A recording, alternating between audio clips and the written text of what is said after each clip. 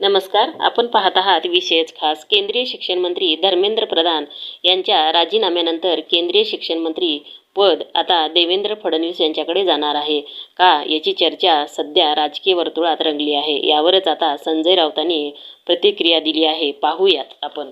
पंतप्रधान नरेंद्र मोदी यांच्या मनात मुख्यमंत्री देवेंद्र फडणवीस यांना केंद्रीय शिक्षण मंत्री करण्याची इच्छा आहे, असा दावा शिवसेना उद्धव बाळासाहेब ठाकरे पक्षाचे राज्यसभा खासदार संजय राऊत यांनी केला आहे.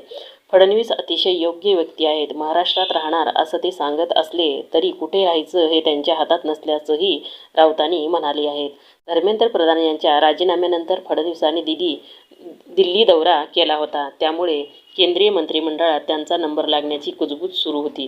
फडणवीसांनी सर्व चर्चा फेटाळून लावल्या असतानाही संजय राऊतांनी ह्या दाव्यावर कायम आहेत. ते पत्रकारांशी बोलताना संजय राऊत म्हणाले की विद्यार्थ्यावर लाठीचार्ज करण्याचे आदेश कोणी दिले? अतिशय निर्गुणपणे काठीला खिळे लावून लाठीचार्ज केला, अश्रुधूर सोडले, पोलिसांकडून विद्यार्थिनीचा विनयभंग झाला. यावर संसदेत सरकारला प्रश्न विचारले जातील. एवढं सगळं होऊनही मोदी माफी का मागत नाहीत? आम्हाला कोणती कायद्याची भाषा शिकवली जाते? कोणत्या कायद्याने सार्वजनिक संपत्ती अदानीच्या घशात घातली, असा सवाल संजय राऊत यांनी विचारला आहे. देशातील सर्व विद्यापीठाचे कुलगुरू हे केंद्र सरकार नव्हे तर संघाने नेमले आहेत. त्यांच्या नेतृत्वात काय शिक्षण दिलं जाणार हा सवालच आहे. किती केंद्रीय मंत्र्याची, भाजप-शासित मुख्यमंत्र्याची, खासदाराची मुलं परदेशात विद्यापीठात शिकत आहे, हे मोदींनी जाहीर करावं.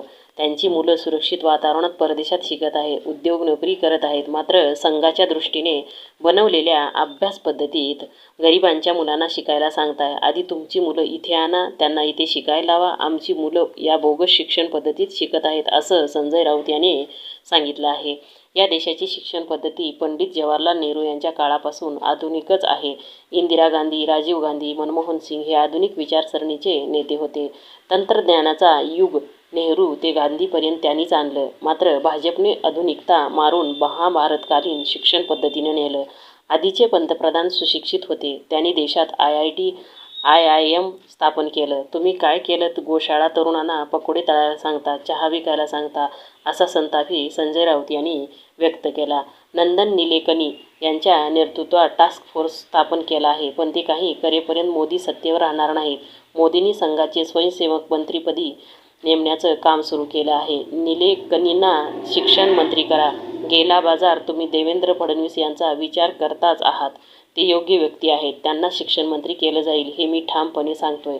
ते कितीही नाही म्हणाले तरी तेच पुढचे शिक्षण मंत्री आहेत. कुठे राहणं त्यांच्या हातात नाही. उपमुख्यमंत्रीपद स्वीकारणं त्यांच्या हातात नव्हतं. कमिश्वरचं तेव्हा हवालदार केला. मोदी शहांनीच आदेश दिले की जमादार व्हा. भाजपमध्ये स्वाभिमान किंवा मेरिट आहेच कुठे? या देशाचं शिक्षण मंत्री जर मेरिटवर करायचं असेल तर मोदींच्या मनामध्ये या क्षणी देवेंद्र फडणवीस यांचंच नाव सुरू आहे. आम्ही मनकवडे आहोत, अशा शब्दात राऊत फडणवीसांचं कौतुक केलं आहे.